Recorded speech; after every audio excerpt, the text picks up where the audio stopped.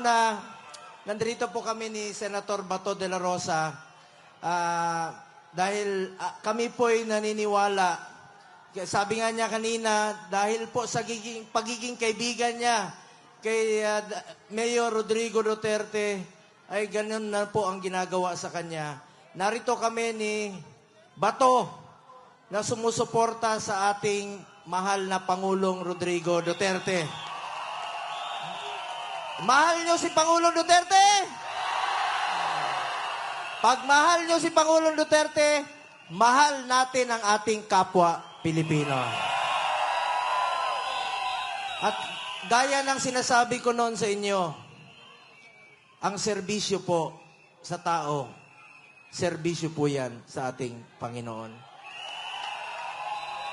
Mahal namin kayo ni Pangulong Duterte at sama-sama po tayo rito.